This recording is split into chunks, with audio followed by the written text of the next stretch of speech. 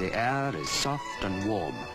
We've just started a 600-mile river journey that you could either call a pilgrimage or a post-mortem on time long past. We're passing palm trees and mud hut villages, sugar plantations, and a panorama that hasn't changed in any of its essentials in 5,000 years. Caesar would have recognized that helmsman's features. Mark Antony would have seen hundreds of such like feluccas carrying sugar cane and cotton, for we're navigating the world's most historic river.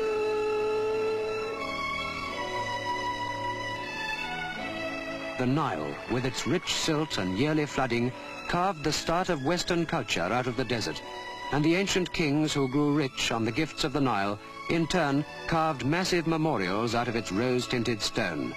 Luxor Temple, where Ramesses left his huge monument to dwarf us and the centuries to near insignificance.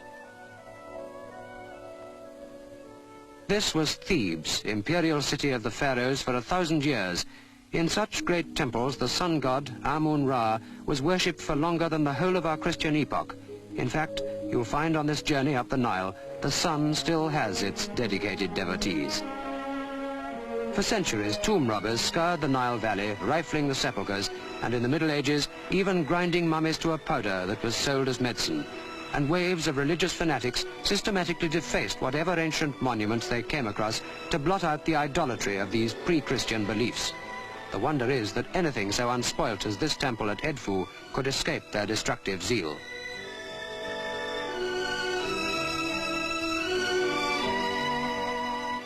The early Coptic Christians would have obliterated Horus the hawk, son of Osiris, the god of the dead, if they'd unearthed this ancient place. But many of the treasures of the Nile lay undiscovered until the turn of the last century, when Egyptology really began. Now, passengers on the riverboat can recapture the whole grandeur in easy stages and see from vivid records how the pharaohs lived. You can go on from here to where the Nile cascades through a great cataract and farther in a 10-day scheduled trip which once only the leisured few could enjoy.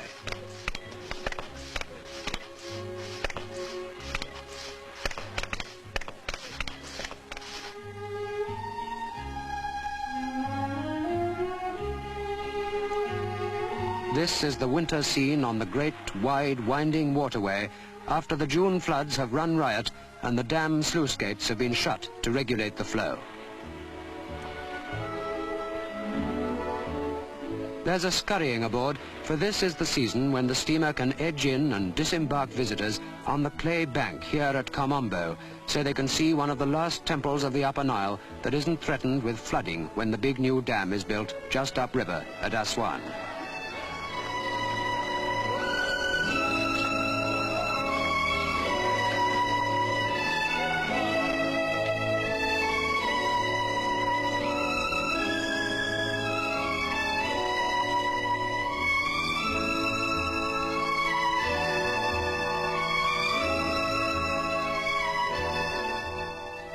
Here you can see carvings and fine friezes which the warrior kings had ordered in their honor.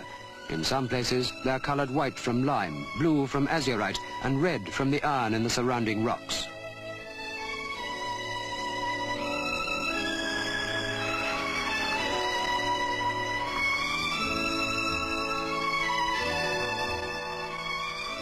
Nubia, and now the backcloth is empty and scrubland.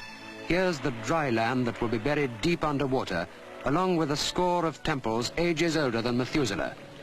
These sphinxes at Wadi el-Sibah, which became water animals when the first dam was built, will be moved, together with the temple, when the new, bigger one is there. But there are others which may disappear and disintegrate.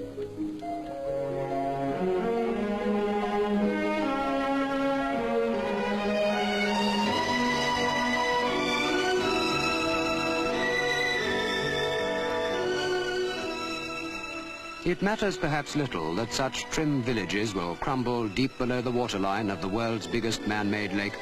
The whole of Egypt will prosper from the power and the fertility that the new dam will hold in store. 3 new palm trees will grow for every one that is drowned. The ducks will find new reeds to rest in. It matters little if a few tombs and temples are lost in the flood. Their hieroglyphics and wall pictures have been read and recorded, and their contribution to history has been made. But there is one threatened place whose loss would leave the world impoverished. You reach it, if you can contrive to do so, at sunrise. Abu Simbel.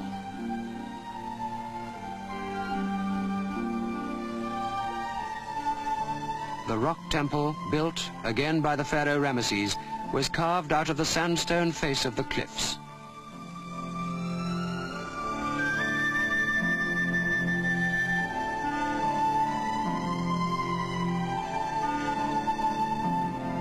This temple was built so that the rising sun would shine direct into the inner sanctuary of the gods and light the face of the pharaoh Ramesses once a year.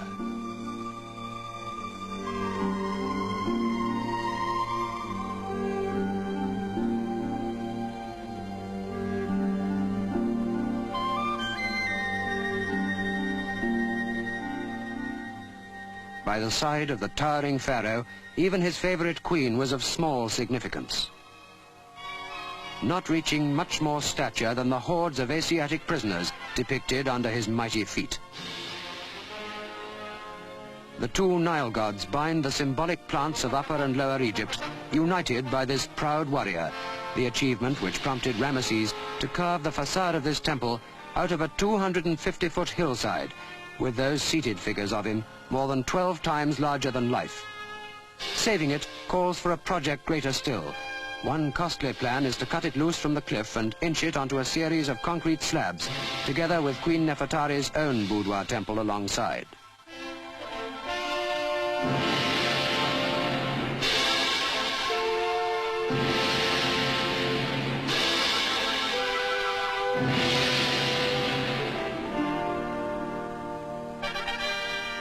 Look at the young queen, and it's hard to realize all this was built as long before Christ as St. Paul's Cathedral was built after him. So fresh and young and modern does this girl queen look. The river of Egypt truly has many hidden secrets.